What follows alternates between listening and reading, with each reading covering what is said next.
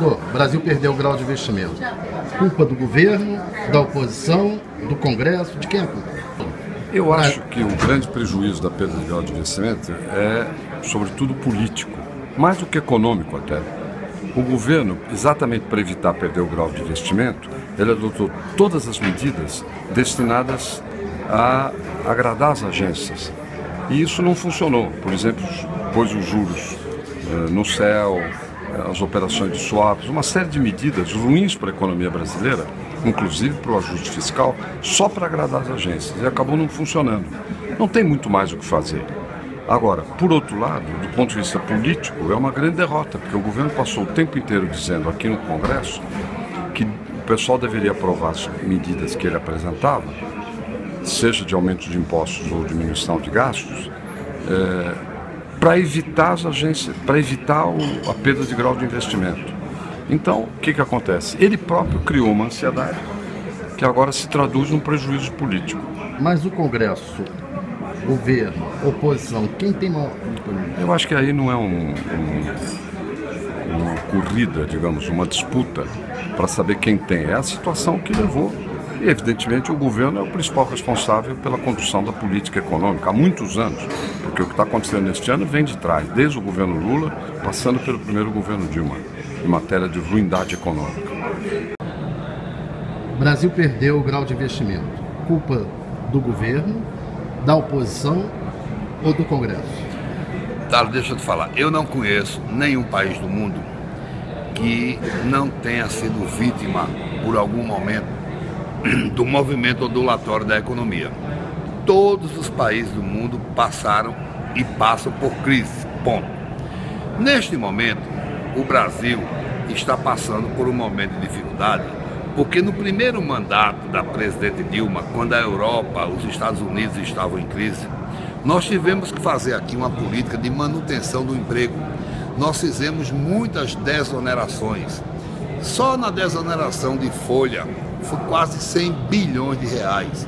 A oposição acabou com a CPMF, perdeu mais 60 bilhões.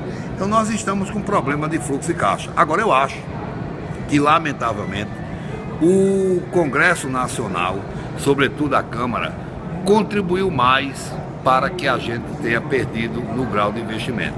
Com essa chamada pauta-bomba, a falta de responsabilidade pública, a falta de compromisso com o país. Imagina um investidor que mora lá na Europa, acorda de manhã e lê nos jornais que a Câmara Federal aprovou aumento para judiciário de 25 bilhões, uma pauta-bomba de 40 bilhões. Então eu acho que é preciso que essa Câmara Federal, sobretudo, sinalize para o mundo que essa casa está preocupada assim com o ajuste fiscal. Culpa do governo ou culpa da oposição? Não, obviamente que a culpa é da crise econômica. A crise econômica levou a avaliação das agências, né, a derrubar o índice de credibilidade do Brasil e de investimentos. Mas, como eu disse, o mundo não acabou. Nós temos que ultrapassar essas barreiras, porque o Brasil é maior do que tudo isso. Mas a oposição podia ter ajudado um pouco e o governo podia ter evitado, né?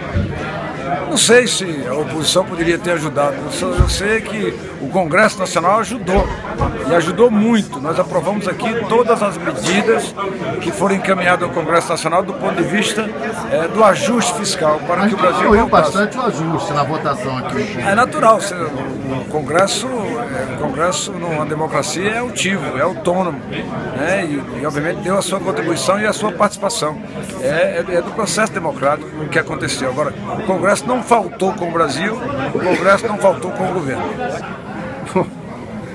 Quem gerencia, quem governa é governo, a oposição faz oposição. Mas o Congresso podia ter ajudado um pouco, né? O Congresso está ajudando no que pode, mas quem tem o controle do Congresso é o governo.